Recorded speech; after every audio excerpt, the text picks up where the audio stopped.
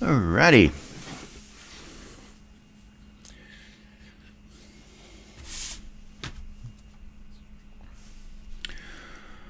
Good morning, everyone.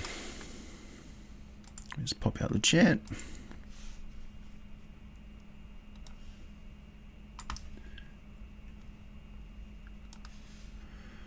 Make sure everybody can see me okay. Yeah, apparently so. And I am right on time. Hello, Emil.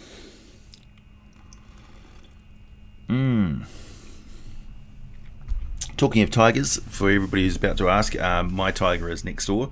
I don't trust her to come into the live stream just yet because she has a habit of leaping after my mouse on the screen whenever it moves and jumping and crawling all over my keyboard, which makes it fun to watch Netflix shows because they frequently pause.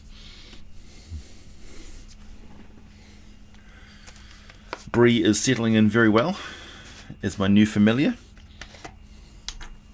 She's an absolute snuggle bunny, which can be problematic in the height of summer, but even the heat even gets to her sometimes.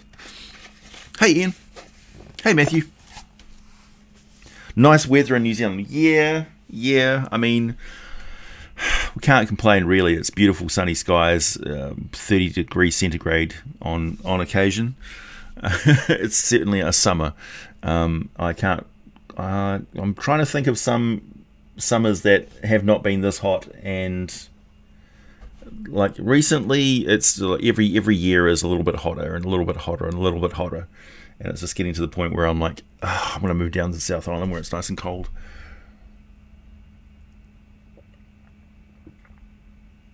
Minus 15 degrees. Oh, I'd love that. I'd be walking around outside in shorts and a t-shirt. Hello, Bill Dow. Alexander, howdy. Hey, Broke Lou.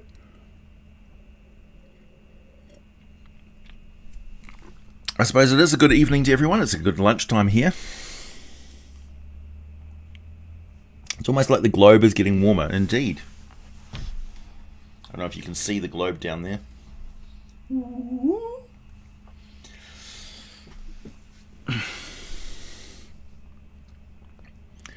Hello, Spain. Hey, Adam Holcomb. Glorbo. If you cast Purify Food on a live cow, would it cure mad cow? No, it would not. A serious question. Well, it could be a serious question. Hey, Mr. L.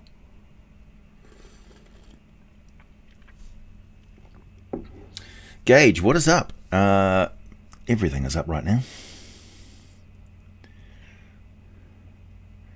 Hey, Mudrin.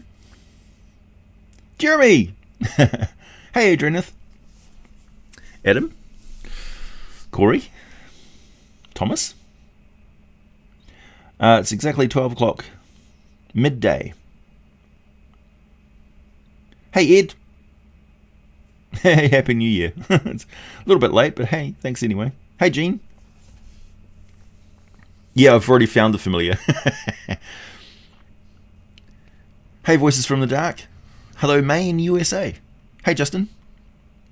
Hey, Scott. Moondog. Aaron, if you cast Sticks to Snakes on live cow's horns, still no. Hey, Jonathan. Most spells like that affect inanimate objects don't affect live objects. And I suppose you could ask the question, well, what about cheese, right? Can you purify cheese? What happens if you purify cheese? Because cheese has got live cultures in it, right? Hey, Jacob, you have arrived. Yeah, it should be midnight in some places. Thanks, Shannon. I'm running a 5e game in Exandria and using D&D lore. My timeline is before the fall of Karsus. Any good lore I can tie in? Well, yeah, I mean, there's some Slade, a writer back in the 90s. I wonder if Slade's still... I don't even know if Slade's still around. He wrote some really good supplements for Netheril. So I would start with those. go and find them online, find a resource somewhere, and have a read of those. They give you a very good overview of what Netheril was like during its various ages, particularly towards the end there before Karsus did his big thing. Hey, Rhetoric. Has something to watch. Yeah, I'm something to watch, that's for sure.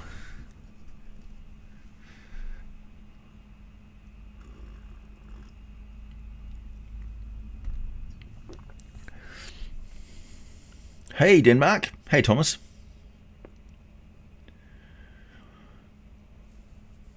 Sticks to cheese.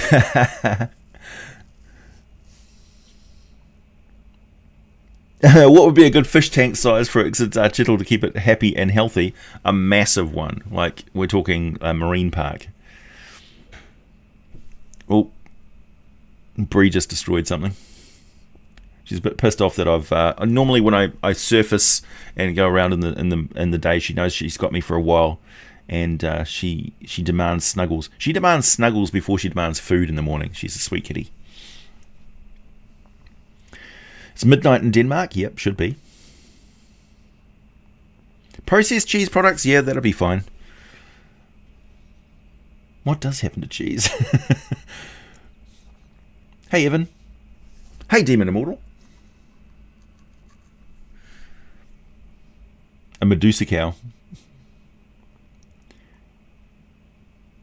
Stuck in the frigid north of Alaska at work. Yeah, I work at a game store. So, oh, nice. A game store in Alaska.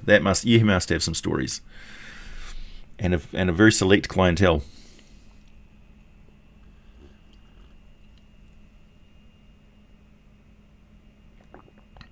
Ed, I don't think my players have ever experienced the Mists of Ravenloft, because we don't generally play in Ravenloft.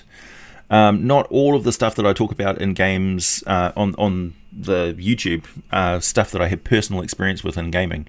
So if we ever wanted the Ravenloft feeling, we played Call of Cthulhu.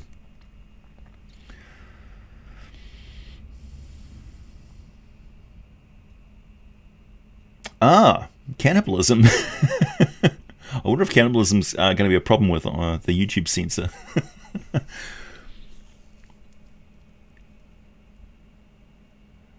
Hey, Justin. Yes, we've just welcomed Cook Islands back into the fold. We have a travel bubble with the Cook Islands now because they were so isolated from COVID-19. They're COVID-19 free as well, so they can travel freely to New Zealand. Yeah, prions are really, really, really hard to detect as well. They're smaller than viruses. Prions are, like, if you ever study the biological aspect of prions and what they actually are, they're scary as shit. Honestly. My wife. Can we have some lore on the vampire? Oh, yeah. The Golthias tree is interesting. I think it only shows up once or twice. It's certainly in the books.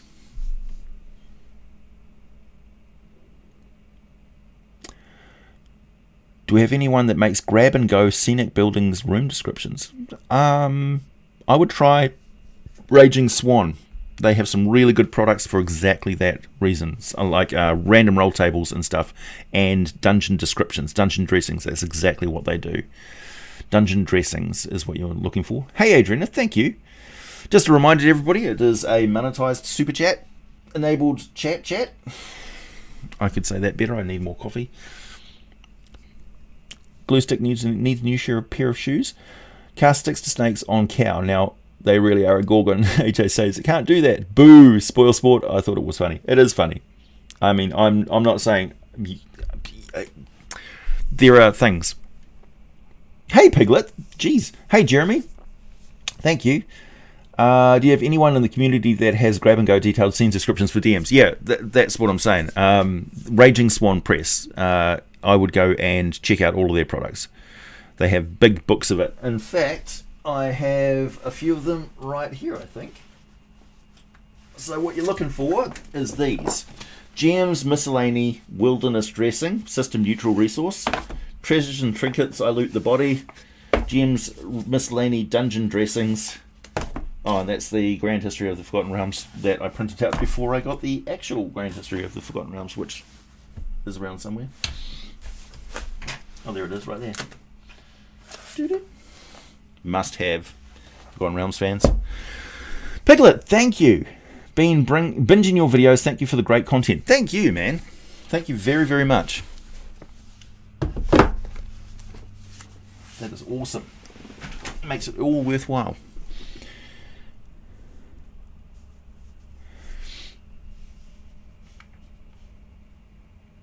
Hey, Fluff. Where's Suecia? Suecia? Where is that? Is that in America somewhere? I don't know.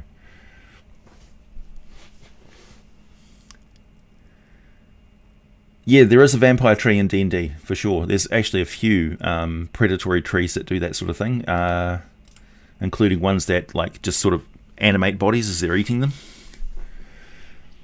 Hey, Sir William, thank you. I always thought that unicorns use magic to heal or purify water. They instill a microbiome balance that benefits both targets, but in the case of pathogenic microorganisms, they perish. Your fault. Yep. Or you could just say magic. Magic.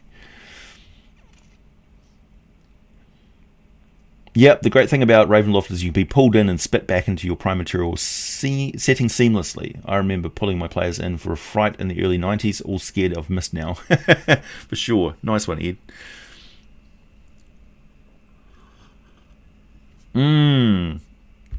Slivers versus Tyranids versus Zerg. I don't think anybody would win in that situation. The Space Marines. Exterminatus. That's definitely an Exterminatus situation.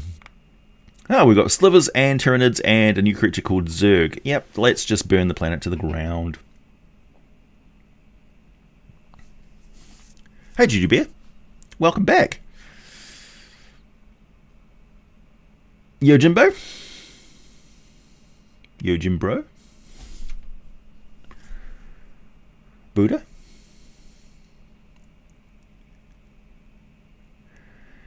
James Hayek just stepped down as lead writer. Really?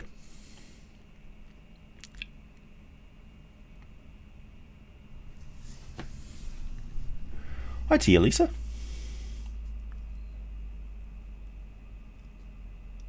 Unicorns like getting stuck in tree trunks. I've always wondered about that. I know that deer do a pretty good job of ring barking trees, so I imagine unicorns do the same sort of thing. Does anyone still use acrylic? Yeah, most miniature paints are acrylic. Well, most of the miniature paints that are used in the D&D hobby are acrylic. I don't think I know many people who use oil based. It's been a while since I painted a miniature. Mostly, I just give my miniatures to my buddy Ian, who has gaming groups back in Hamilton City. He's got more practical use of the miniatures. I don't believe in owning, aside from my my collectible pieces like the large dragons and things like that. I basically hand off my miniatures to him to get active use. That includes the collection of miniatures that I got from Dungeon Master Johnny, because I promised him that they would always be in use, pretty much. Whereas I assured him that they'd always be, actively gamed with, which is what they are, being actively gamed with every week. It's Spanish for Sweden. Really?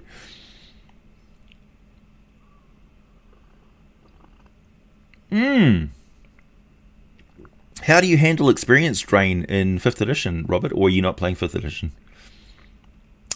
Hello, New York City.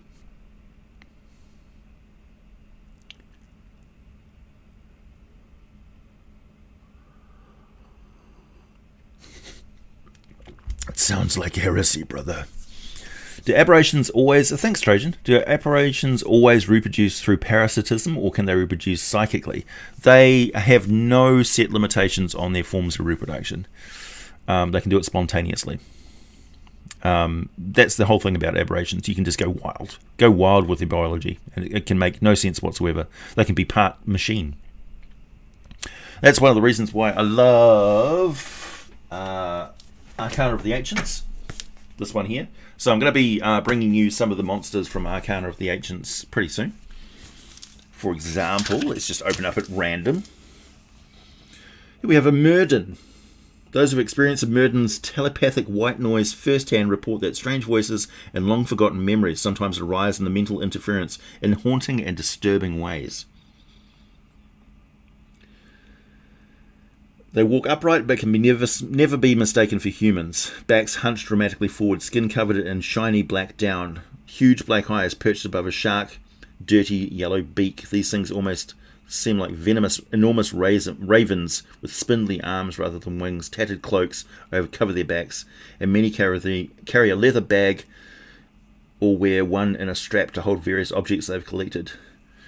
Interesting. Beautiful artwork in this book. Inferno Walker. There's such crazy, strange things. I love it. I love it.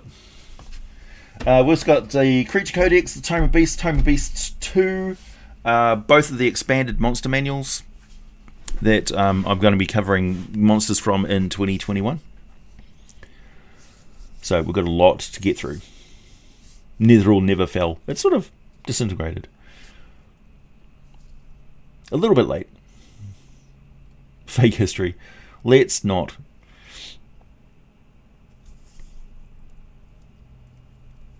Yeah, better than having a pile of unpainted minis. Exactly. Yeah, I was like, you can only stare at a box of unpainted minis for a while before you start going, either I'm going to have all of my dungeons black and white, so that all of my I'm just going to dip my minis in some shade, quick shade, and then run them through like black and white dungeons and just say, it's Neor. You know, that's one solution. Hey, thanks to William. I'm learning that soft magic is simpler, but I'm not perfect. Soft magic, or light, magic light.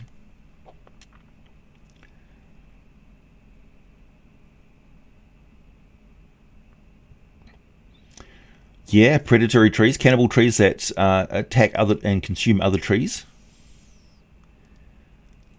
Killing them so they have no competition for sunlight. Yep.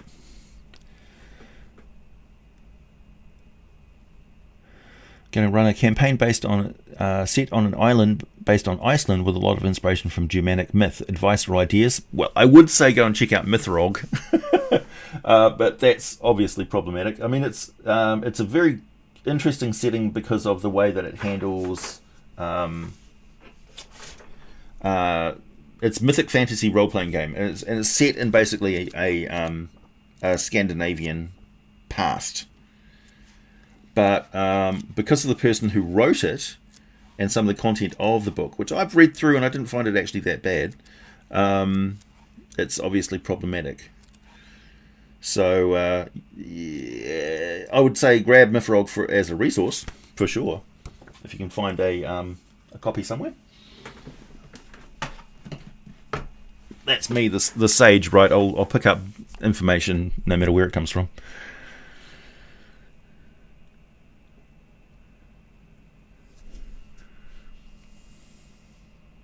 Hey, some guy.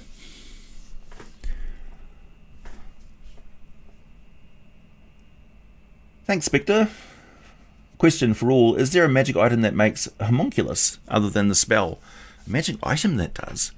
One thing that I always do, which my players have just discovered in my campaign, which hopefully will get started again because it ran into some scheduling conflicts. I'm on another campaign at the moment, which is running the against the giants. What's it called?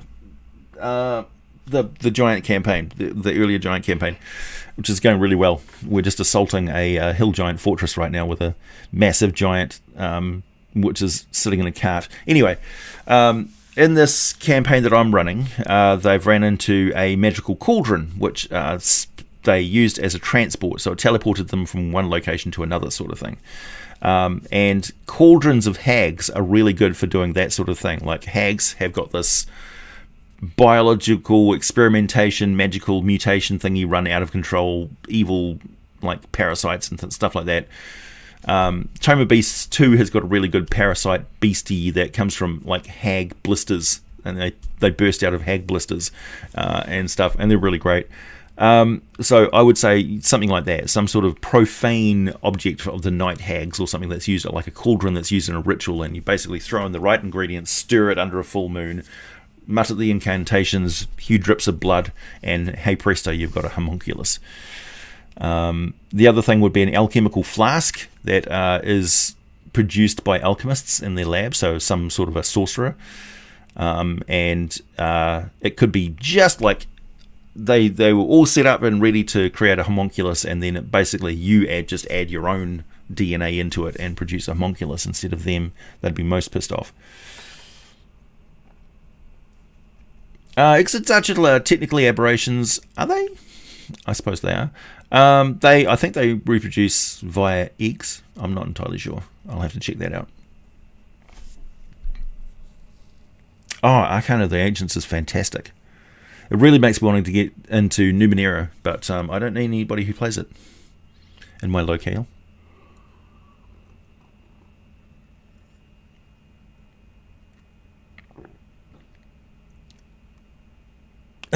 Dog draws. What happened to my amazingly beautiful beard? You mean this scrabbly grey old mess under my chin here? I'm going with mustache, man. Because mustache, I don't know if you've ever had mustache before, but they've got a particular type of energy. Mustache energy. It makes you want to walk out and arrest somebody. No, I never tried Blood Bowl. Oh, it's the Packers and Rams playoff now here in America. Go Packers? I don't know.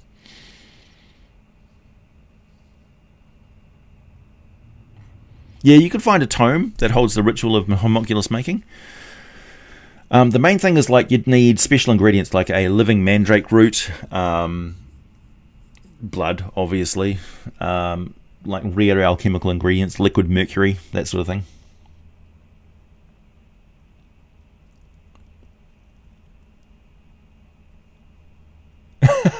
Some guy, that's cool. I was eating a slice of treacle tart while watching a Demogorgon video, and now the taste is inextricably associated with him in my mind. I believe it's called synesthesia. No, that's like a sense memory. Synesthesia is like what I have, where I can close my eyes and see music in the form of distance and objects and colours and things. That's synesthesia.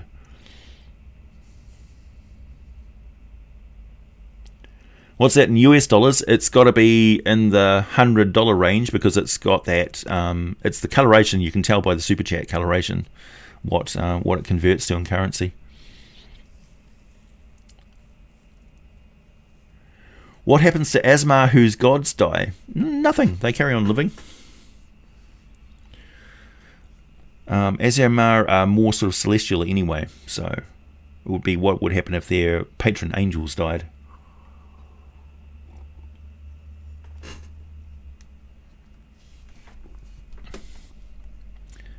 Arcana of the Ancients, as well as Beasts of Flesh and Steel. Ooh, I haven't seen that one. Whoa. Oops, I seem to have skipped a few. Moonring, thank you. Why do fellow Demogorgon worshippers hate each other, like Exarchitals and Kopru? Why not work together? It's the nature of Demogorgon. Like, Demogorgon is independent and he's worshipped because he's super powerful. He's not worshipped because he is overly beneficial for his worshippers. He's a path to power because power just sort of leaks off him. He absorbs power whenever he gets into conflict with others and causes chaos and disruption and destruction. So the more destruction there is around him, the more powerful he becomes. And the more dystopian and nightmarish the world becomes, the more nightmares people have. And the more nightmares people have and the more fear they have, the more powerful Demogorgon becomes as well, because he's tied in to that aspect of the multiverse. It's complicated, but when the Queen of Chaos was first producing the first Tanari, she basically tapped into the raw power of the abyss and the raw aspects of the multiverse, and then she sort of narrowed it down and watered it down to get the rest of the Tanari. But Demogorgon is one of the top first editions Tanari. So he's sort of unchecked. He's got very little limitations on how powerful he can actually become. And I think there might be some conflict with, like, say, Dendar, the Night Serpent, who's also tied into Nightmare. So, yeah, maybe.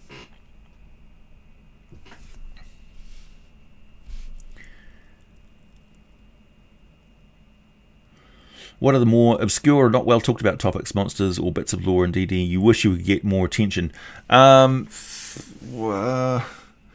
me, it would be like Mystara. I think Mystara needs a lot more attention. And Birthright, for instance, doesn't get any mention, really, on popular YouTube channels. I'm partly to blame for that, just because I just don't have any interest in Birthright, or I haven't had any experience in it, so it doesn't really spur my interest. And I haven't heard much from the fandom, really. There's a few voices every now and then who'll ask for it, but not really enough to spur me into action. Oh yeah, the rocks and the hill giants, yeah. Matthew, thank you. Is there a difference between Cambions and half-demons? Yeah. Well, you could say, like, a half-demon could be a demon and anything else. A Cambion is strictly a mortal and a demon. Crossbreed. So a half-demon could be half Geralith, half Tanari, for instance. What would that look like? Or, a half-dragon, half-demon. Wouldn't be a Cambion, it'd be a half-demon. So it's minor definition. Storm King's Thunder, thank you very much. That's the one.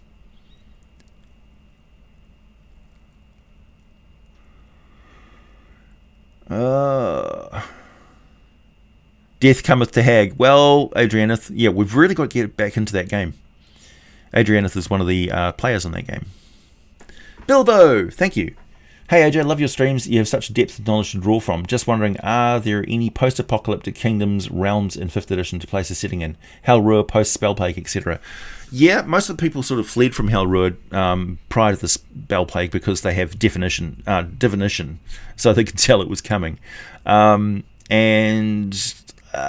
you could say that Lurin was a post-apocalyptic place as well, where the halflings got sort of wiped out by a big tidal wave.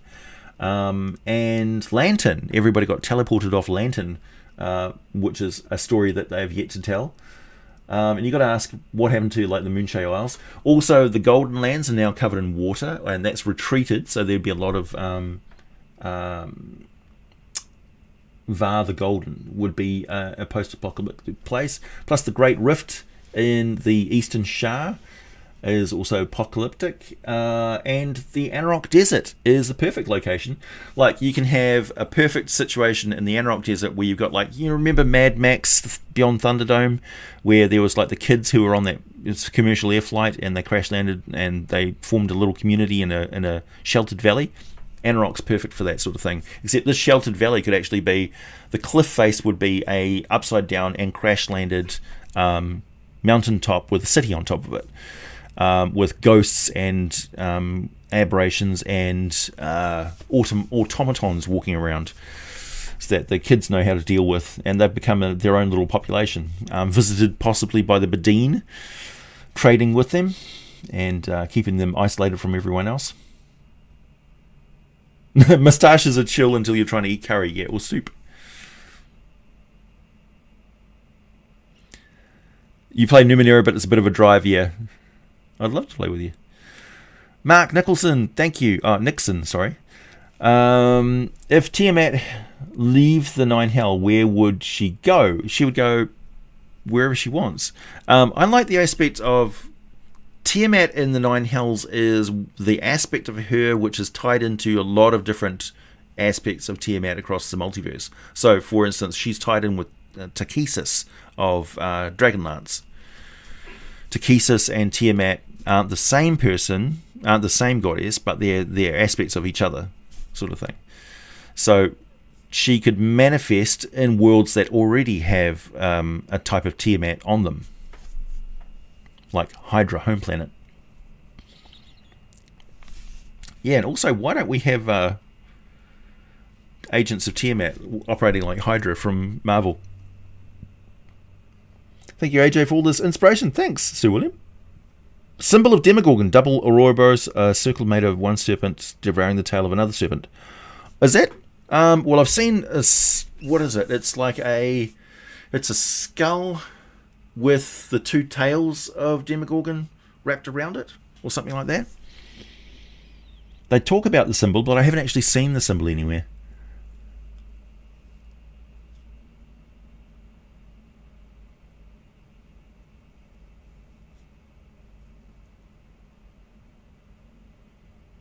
Oh yeah, beholders are crazy. Like the dream generation of beholders is just one way that they reproduce. There's other ways as well. Karatua, possibly. Desserin Valley can count as post-apocalyptic area if you're using Princes of the Apocalypse. Yep.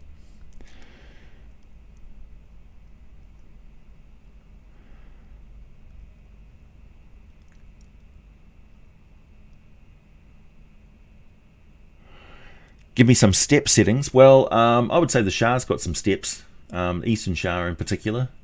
And also Murgom and the Endless Wastes would have steps around that big mountain range there.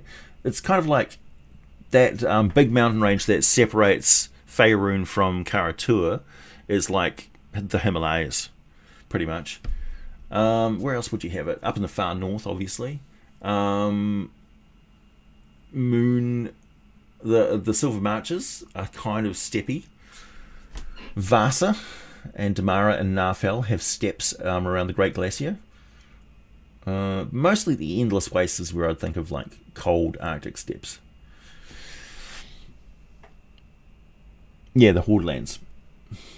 Endless Wastes of the Hordelands around the Great Ice Sea. And you can run into some circles that were left by the Batraki in the Endless Wastes and the outskirts of what was once the Amaskari Empire. Goes right up past Thay and the Endless Wastes border. So yeah, my playstyle is kind of funny mostly. Quite descriptive. Relies a lot on NPCs that I like to play. And it's a lot of I add a lot of different plot hooks into my campaign that the players are free to follow, and I'll have set sort of adventure places, encounter locations where the story will twist and turn and generally wind up in those places because there's something really interesting, and it drives the story forward.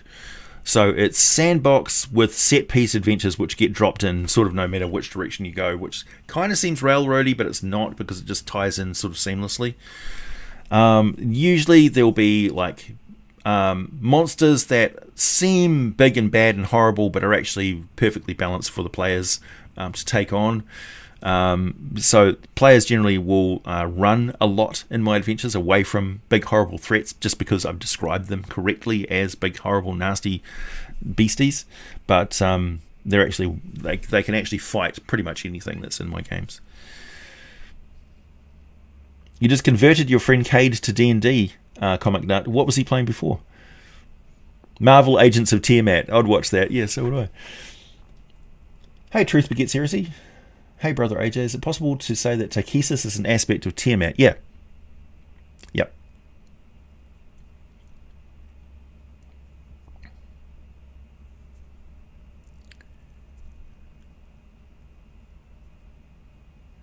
Could you spell out the mythic fantasy RPG you mentioned? Oh yeah, it's called Mithrog.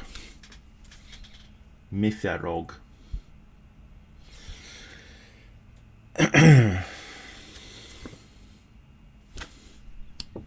Got the sent over from France, I believe.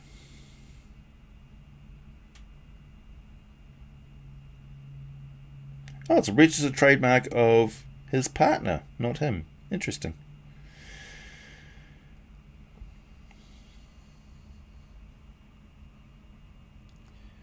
Mifrog was originally made as an educational tool for homeschooling. Yeah.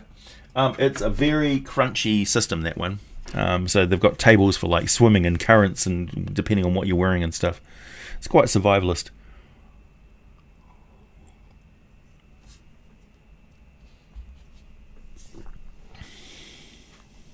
played Skyrim for 300 hours. I'm actually just getting into Skyrim. Is there like a magic marijuana in D&D? Yeah, there's all sorts of herbs and things like that. If you go and check out the Forgotten Realms wiki and look under like plants, for instance, there's all sorts of plants that are listed there. Quite a few of them have got various effects which are medicinal, but you can sort of infer that they could be taken in a recreational sense. The Kopru? Yeah. I can do that, Moonring. Apologies for the random super chats I'm making up for previous live streams. Hey, no complaints from me.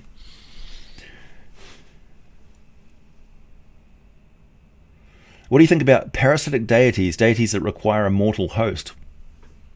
I think that's an interesting idea. Googling the Kopru, I think the Kopru are from Asian mythology, Japan? Or am I thinking the Kappa?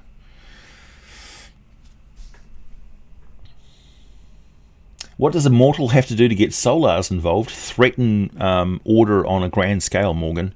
Solars are almost like free agents. They're very, very powerful in the celestial ecology.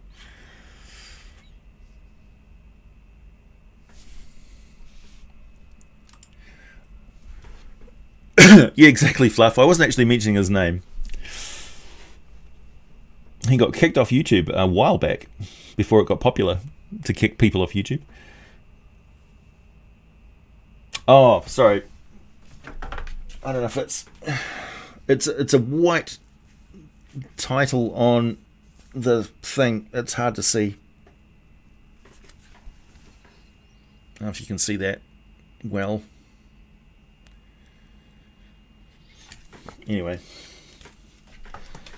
I actually haven't opened the cover of that for a month, possibly 2 years. Hey, Adrena, thank you.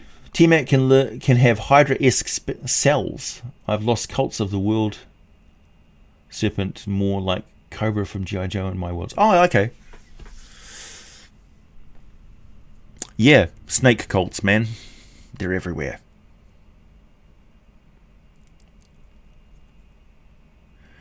If the Fey folk pass you a doobie, do not inhale. Yeah, it's best to not partake of anything which you ingest in the Feywild, as we know. Because quite often you can lose your memory. Oh, myconid spores. Yeah, there you go. What do you think the material components of Cassus' avatar would have been? We actually know that. There's an article which talks about it. I haven't got that information on hand, but you can find the information on it. I'll see if I can track it down for you. Thanks, Demon Immortal. Currently playing Rime with Frostmaiden.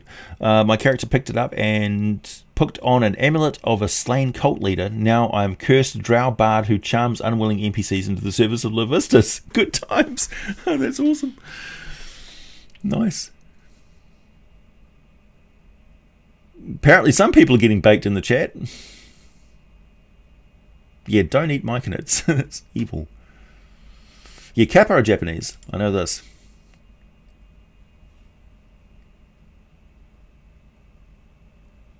Halfling pipeweed. Yeah, there you go.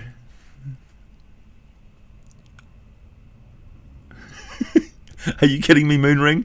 Skyrim's cool. Did you know it was based on a D&D game? I've had people say, like, D&D takes stuff from Skyrim. I'm like, oh, really? Really? Hey, Mimi.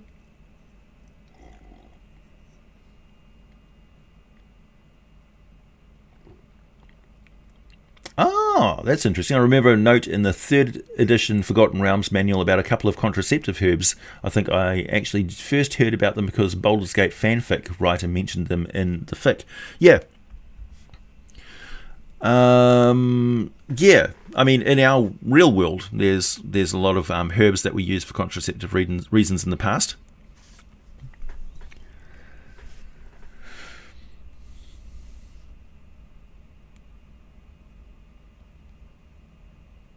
Kopru look like Mind Flayer mermaids, but aren't, sadly. Hey, Markar.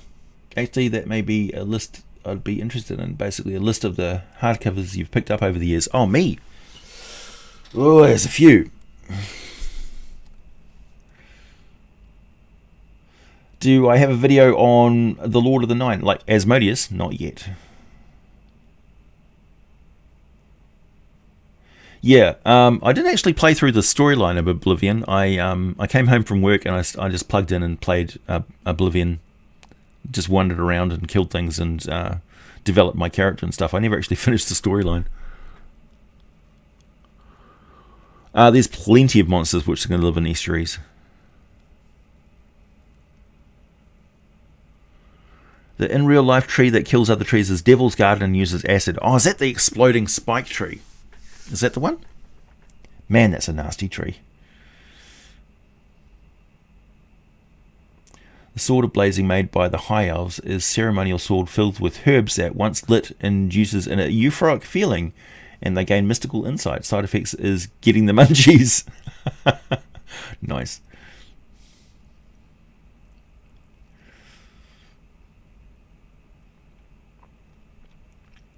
Thanks, Morgan. Which is worse to annoy, a pit fiend or a Baylor? Depends on where you are. A Baylor probably won't worry about it if you're not within rending distance. A pit fiend will, if you get really annoy a pit fiend, they'll kill you wherever you are. Well, they'll find a way to acquire your soul somehow. Yeah, I'd say the pit fiend would be worst. The Baylor was always mad. Yeah, exactly.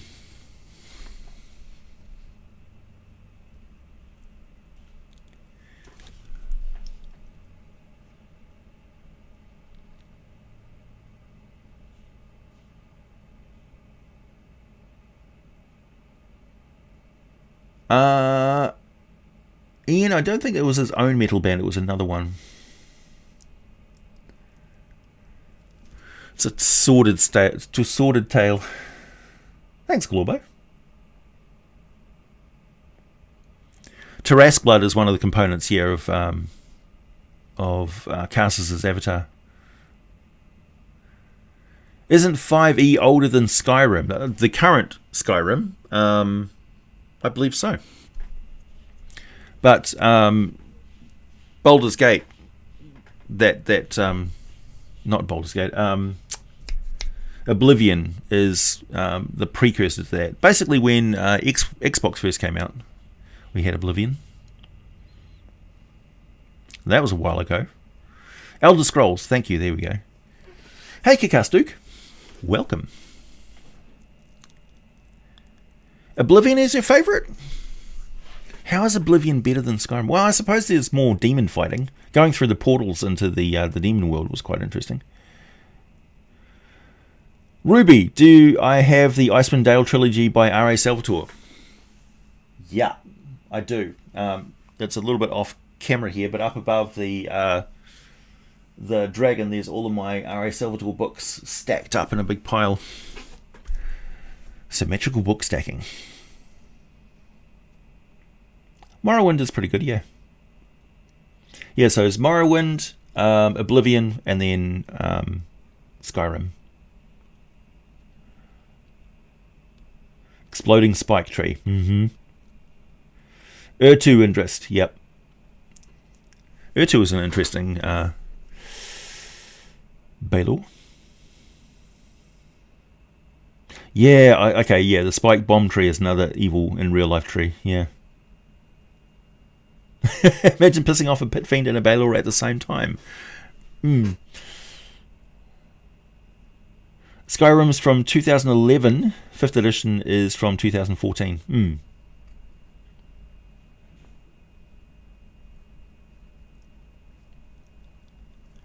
Thanks, Meat Powers. Great username and symbol. This is a steak. Meat Powers. Oh, I tried a Beyond Burger the other night. Not too bad. I wouldn't say it tastes like meat. I would say it tastes like somebody got some mild pork mince and added some nuts to it, like walnut and stuff, and fried it up as a barbecue patty, and it's okay. me and my dad made our way through the entire burger and finished it off. So yeah, I would say that was a successful test. Sorry to go into vegetarian meat products. I'm trying to eat more faux meat, nut burgers and stuff. Yeah, Beyond Burger. I'm trying to eat more of that sort of stuff because it's good for the environment. So I think that... What the hell? Did you lose me? No, I'm still here.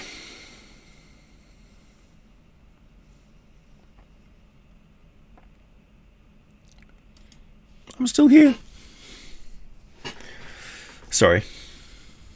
There's going to be some risk on these later streams because usually I'll stream in the morning, but now it's like midday, afternoon, and people are starting to use the internet.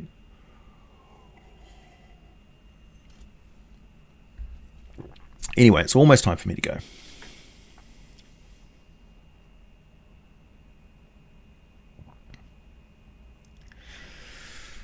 Was that just when I was talking about faux meat? Well, I've learned my lesson. I tried to do good. And they wouldn't let me. It's the cow overlords. Yeah, big meat. Big meat got me.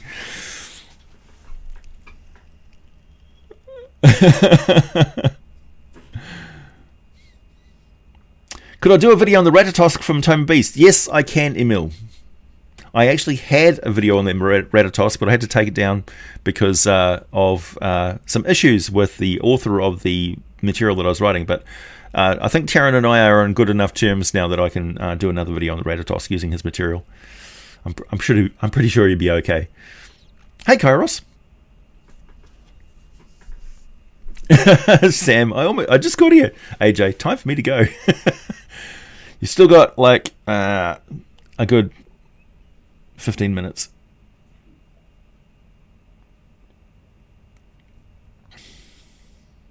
There is no cow level.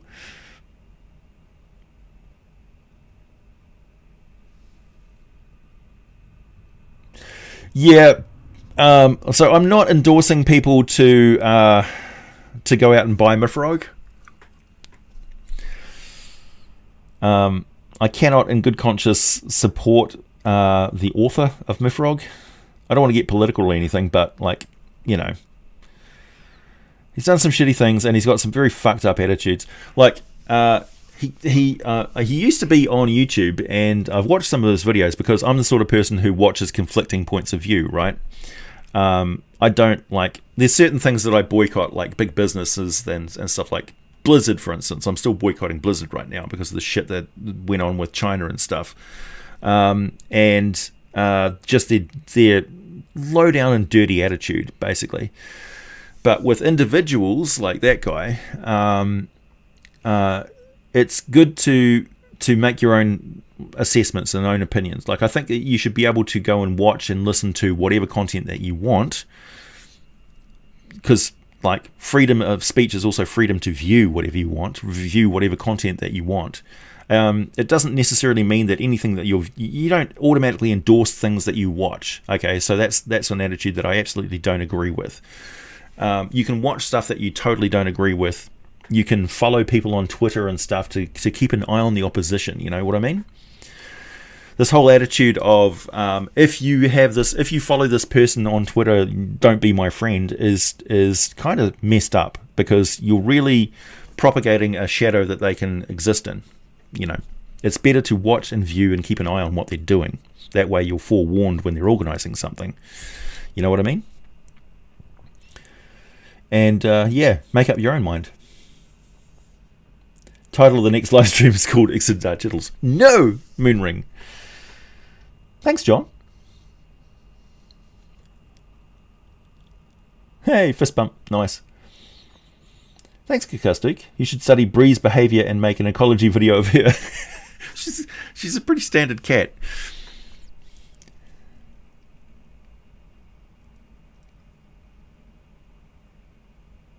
Oh, Nikolai, I am a cat dad. I am such a cat dad. The mead's just sitting, basically doing its own thing. I haven't had a glass of mead for a while, actually.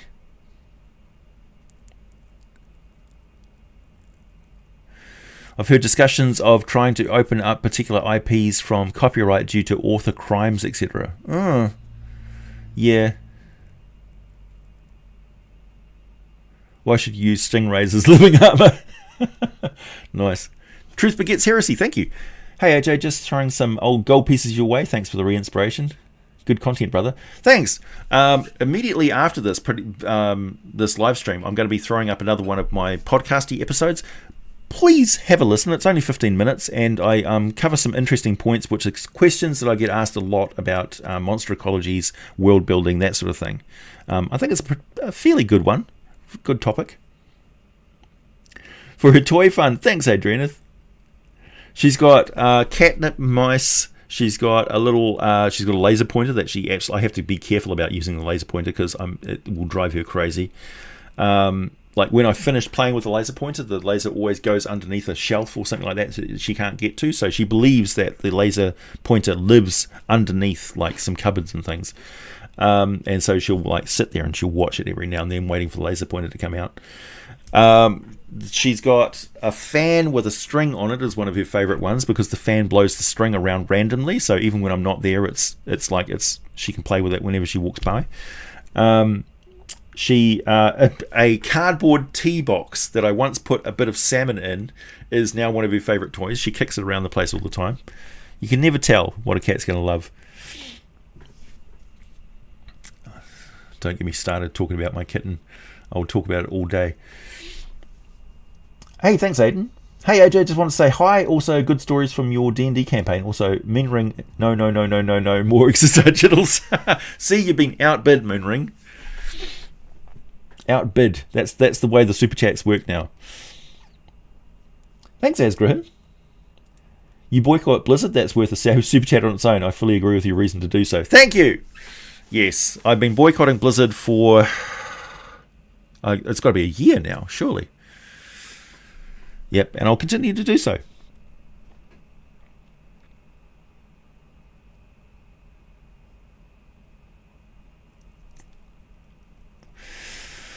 Yeah, you got to see both sides to form your own opinion. I fully agree. Otherwise, you're just another sheep, right? Don't be a sheep. Don't partake in a culture that turns you into a sheep. If somebody wants to block you just because you listen to some content, then you're not really partaking in an open discourse. Like they're not really promoting a society that is healthy. Is my point of view. Thanks. It's good to get some feedback that there are people who are watching the podcasty thing. Like I just see, I put it out and there's like a few thousand views, which is good, but it's not like 17,000 views for an average dragon video. There's some really weird dragons in Dragonlance. Did you know that there's a dragon dagger in Dragonlance? I did not know this. There's also some like really weird like draconic type creatures. Like there's a sand crocodile thing, and then there's the result of dragon crossbreeding with the sand crocodile thing, because they're both sort of draconic species. There's some weird monsters in Dragonlance, man. We're talking Spelljammer weird.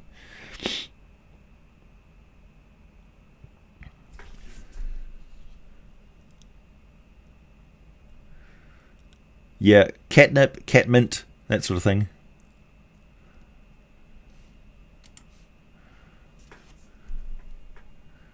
Yeah, string with a fan. I know.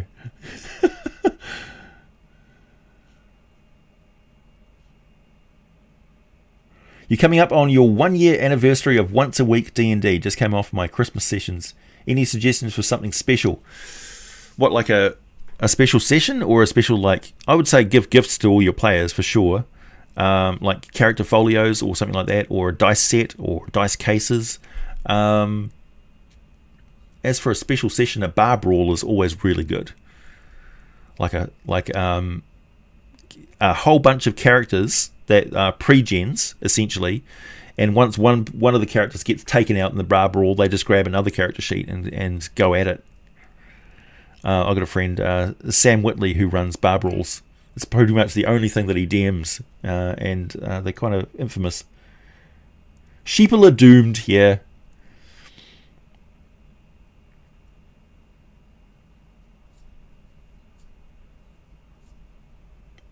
Are brown dragons a sand crocodile crossbreed? No, these are specifically to Kryn, so they're not the same as brown dragons.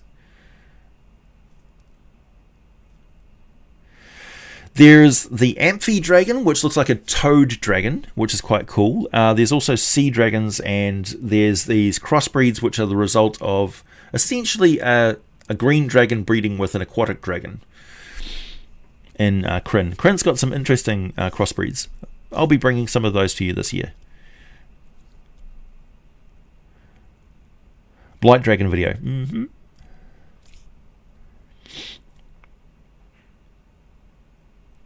Nothing forgives the evil that is Kenda. Pfft.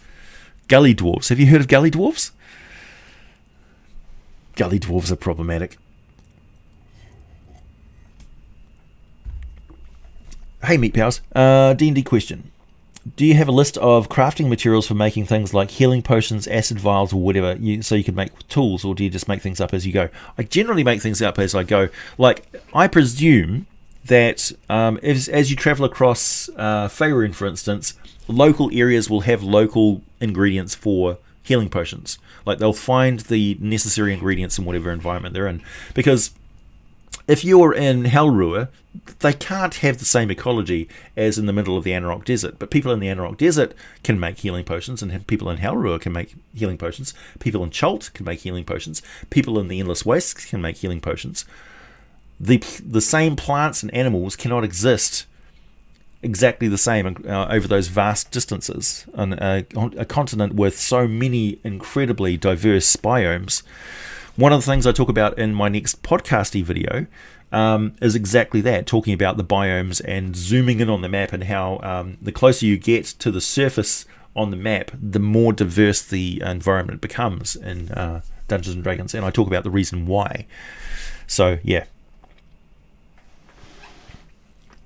Thanks, Adrianeth. You're sad Chaos Dragons have so little lore. I'll try and bring some more planet dragons, particularly the evil planet dragons from the lower planes.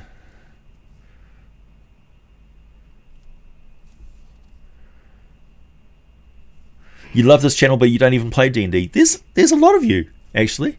There's a lot of people who don't play D&D who like my content, which is a huge compliment to me. I really, I'm flabbergasted. What does healing potion taste like? I imagined it tastes like, if you've ever tried drinking clove juice, it will like numb your mouth. Because it's going to take away the pain, right? Of whatever it's going to take away pain. If you put like healing potion on there, it's going to immediately sort of deaden the nerves and cause an intense reaction of your flesh to stitch itself back together again. It's also going to be basically an analgesic. So, you know. What's my favourite class in Tasha's? I'm very interested in the spellcasting classes that they have. I saw that the Soul Blade is back again. And I don't know how to feel about that. The Psychic Blade. Mainly because there was a player, Gerwin, I'm talking about you, who played those guys.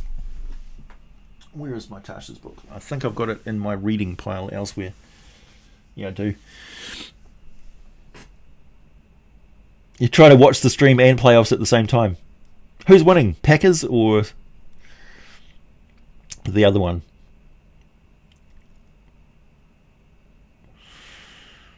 Yeah, I have a Shadow Dragon video. There's a few Dragon videos that I need to redo, like the Blue Dragon video. I didn't even realize how old it was. Like, it's good, but like it's very, very old. Like, I'm talking on camera without a script and stuff. And it's also got like film clips from Godzilla in it. I don't know how that hasn't been copyright struck. It tastes like Pepto-Bismol. I've never tasted Pepto-Bismol.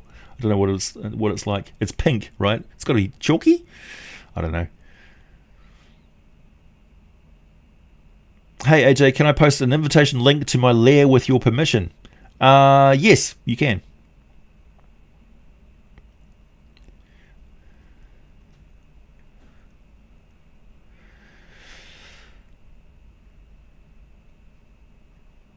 While we're on the subject of sport, AJ, do you have any interest in the UFC? And if so, did you just see Max Holloway's masterclass against Qatar? I have a passing interest in all combat sports. I can't say I'm a follower, though, and I don't even know who those names are.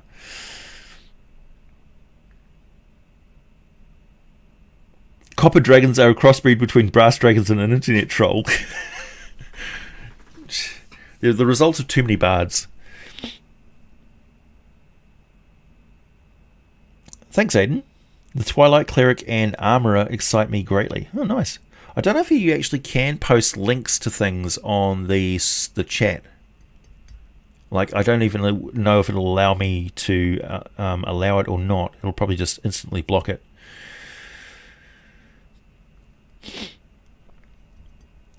Boop the dragon snoot.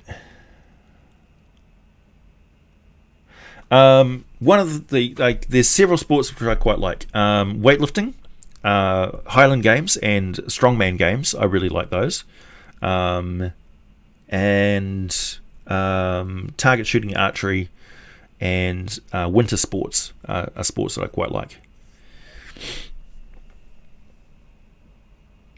Can a Megan be created psionically? I think so. Yeah, I don't see why not. Yeah, put the link in the Discord chat. Wild Mike, we're just finishing up the live stream.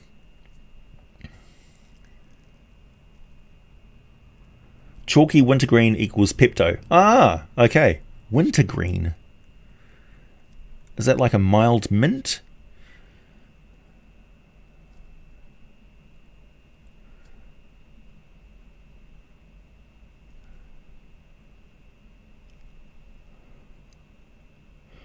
How should I scale homebrew spells that aren't damage spells? Think about look to see what the closest spell to them in description and its breadth of control and power over the environment and stuff. Like, how many benefits does it really give?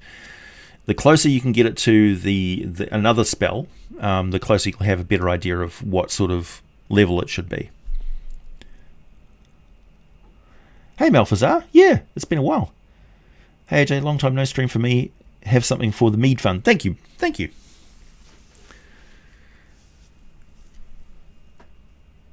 Why isn't it longer, the stream? It's an hour. It's an hour long.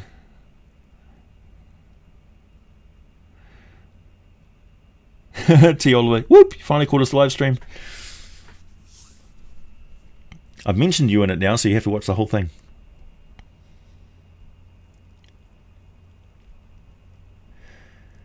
Number of targets, duration, added secondary buffs. Yeah, that sort of thing.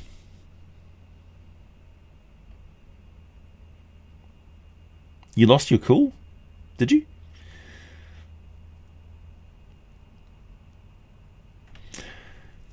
Truth begets heresy. AJ, question. Do you think the overall strength of characters and monsters was nerfed by 5e? I've got a pretty good answer to that. How to make Pepto abysmal. A player became a were-rat, started being mean, taking away his paladin powers for being impure. Upon regaining them for a big battle, he decided against removing it still. What to do? Keep the paladin powers removed. In 5th edition, they stripped everything back down to, like in D&D Next, they stripped D&D down to its bare basics, which was the attributes, using a d20, that sort of thing. They got rid of all other assumptions, like do we really need alignment, do we need encumbrance, all sorts of things like that.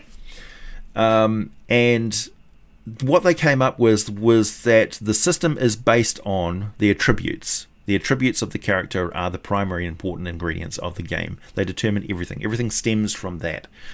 And within that, they looked at armor class, size, to hit ratios, that sort of thing, and they said, okay, we need to limit the extent of the power of this game to the attributes, and we need to limit the attributes because humans just can't have a strength of 40. They just cannot have that because it's physically impossible.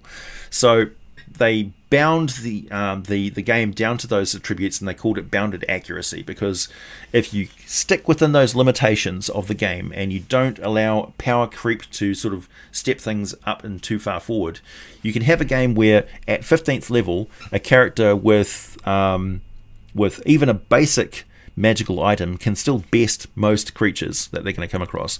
The characters have set advantages over the monsters in D&D.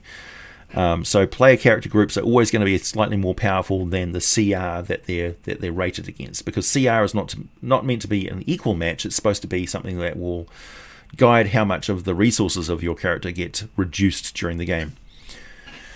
So I don't think that the nerfing of 5th edition is done with an evil intent, or to make the game more accessible for Nancys who can't handle their character getting killed. Your character can certainly be killed in 5th edition, but even more so than ever now, it's your decisions that get your character killed. It's lack of resources because the DM has been playing it right and limiting the amount of short and long rests that the characters can take. That's the DM's job. And restricting how many magical items they get. So be stingy on how many magical items get handed out, and the characters will be seeking after them, and the players will be much more appreciative of magic items when they get them. So yeah, it's really important to play 5th edition as 5th edition was intended, not playing 5th edition from the mindset of 2nd edition or 3.5 edition. It's a different game. It's a different setup. Think of it more like it's 1st and 2nd edition, where magic items were hard to get, you know. Thanks, Tito. Thanks, Nico. Do you think they will make abyssal tieflings a thing again? I would love a grassed tiefling. Well, that's kind of like a cambion. A cambion is like an abyssal tiefling. What would be a watered down half cambion? I suppose that would be more like an abyssal tiefling. Because tieflings were really like... We got used to the idea of tiefling being a bloodline and an inherited trait in 4th edition. Before that, we had tieflings from Planescape, and they've actually been around for quite a while.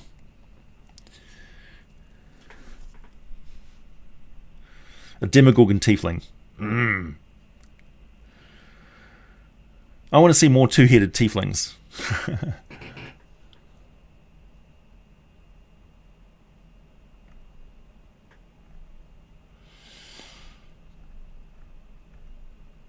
Oh, did I miss a question, Tito? Did you have it? I'm looking.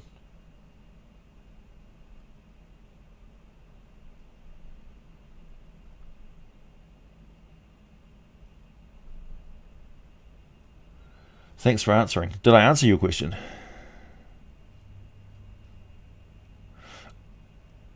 Oh, right. You're talking about the UFC.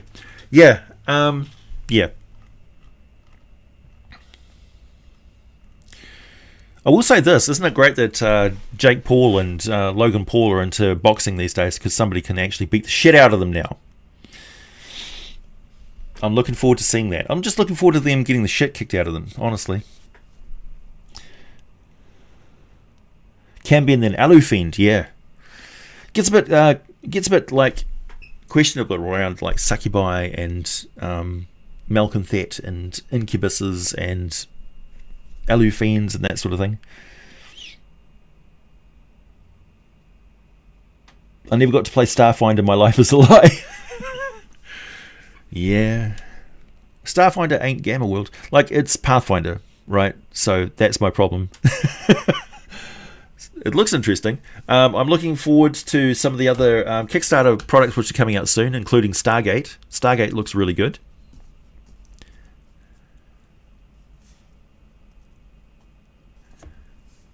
Thanks, Duke. Everyone, including yourself, should check out Milby's Maps, which makes great D&D maps with lighting effects and all. Also, check out Battle of Nations. I will. Thanks.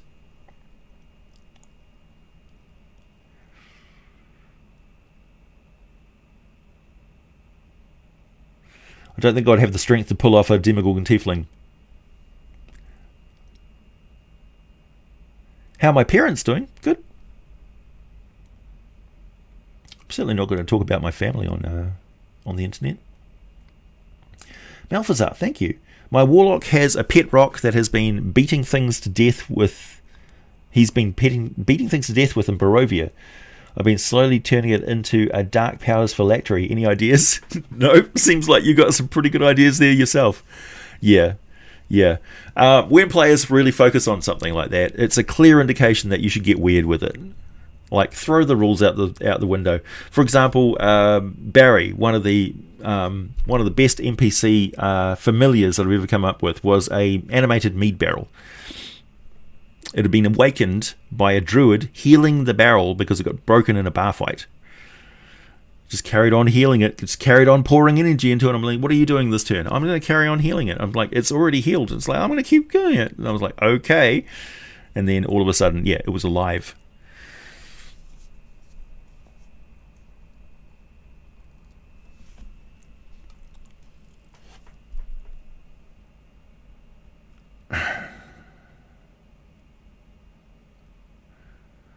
Era, is there a video you just never get around to making? There's many.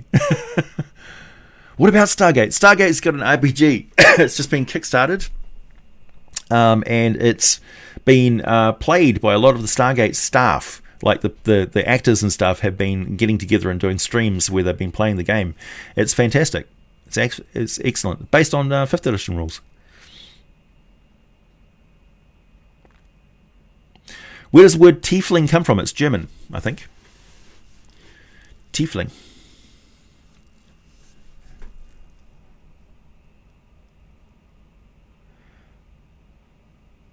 And then the barrel bit somebody. State of Faerun video. Yeah, that's one of the things I want to get around to making for sure. Like, I've made a video on Candlekeep, for instance. Hopefully that gets some attention.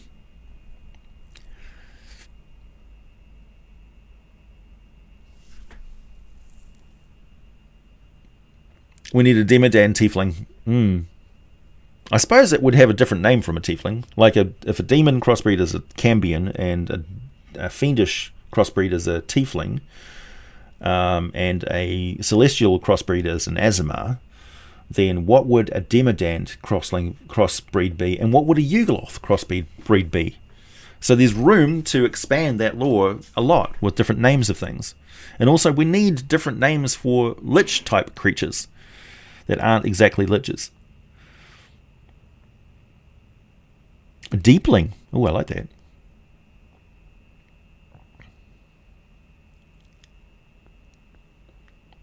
There are Demodan tieflings?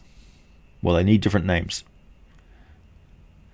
Where does the word Triton come from? From Greek mythology. Yeah, AJ's Eternal Campaign. Give more names to lich things. Absolutely.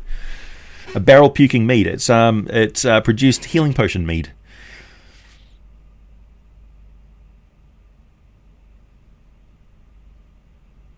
Hey AJ, do you think of lore for dragons as all evil could work if they were all the result of an evil tyrant or a wizard making an evil pact or being cursed? Yes. Yeah. An awakened mortar and pestle. Imagine the conversations those two would have with each other. That's definitely an adult game. Tief means deep and Tufel means devil. Huh. Tiefkin. I like it. The Triton is a fishing tool. Is it? Yeah, living planets. We need more transhumanism themed games. I like the idea of oh yeah, it's around the other side. Matt Colville's MCDM's magazine is out now. For people who haven't checked that out yet.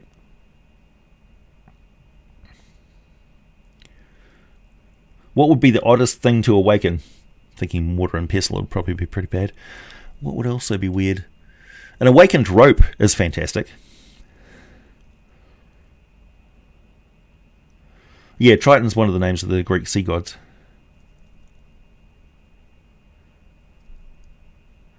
Triton comes from trident. No. Does it? Trident is just 3 point. A 3-point spear. Trident, I think. Anyway, thanks, Adrianeth. On the Lich names, should we do another contest? I like that idea. Contests where I send stuff. Coalfields transhumanism. Yeah. Contests are a bit of a problem at the moment where I send out products. Like I've got, for this big pile of stuff is stuff that I'm waiting to send out in the mail, but because of COVID-19 and the shipping situation at the moment, it would mean that most of the stuff would take 3 to 4 months to get anywhere. It's crazy. Also, the shipping costs at the moment from New Zealand are exorbitant. We're talking, this would cost me a few $100s to send stuff to places. A few $100s. So yeah, it's sitting there. It's all packaged up. It's waiting to go. I just got to get down to the post office and bite the bullet and fork out some serious cash and get it all sent out. New year, new contest. Oh, that's right, yeah. So last year we did the giveaway, which was the DM's bag with so much good stuff. We had the custom leather-bound D&D books, like so. These beautiful works of art.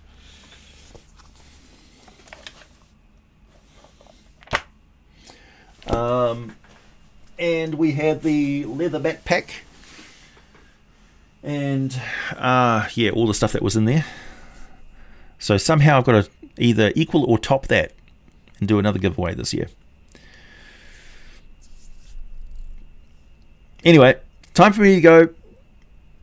No Moonring, no Exegitals contest. Time for me to go on that note. Catch you all later. Thanks for tuning in.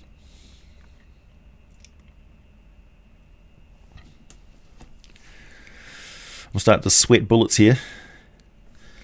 It's so hot my nose is getting blocked. Can you hear it? I'm starting to sweat through my nose. Whew. It's got to be a good 30 degrees in here. Thank you. Stay tuned for the podcast video, which will be uploading very soon. And I'll have another couple of videos coming out this week as well. No live stream next weekend because I'm away at my sister and brother-in-law's combined 50th birthdays, which they're calling their 100th birthday. It's going to be a big party. I'm going to get drunk. I'm going to have a good time. Then I'll come home and recover for a day and churn out a few more videos. So, yeah, we're going to skip next week's live stream. And I'll be back again. Actually sounds fun. Yeah. Thanks, Aiden. See you later, everybody. I'll tell them happy birthday from you. I'll say, Malphazar says happy birthday. And they'll say, thanks. Your birthday is today. Happy birthday, Horn King. Yeah, everybody go and jump on Discord. I might come and join you later. Bye.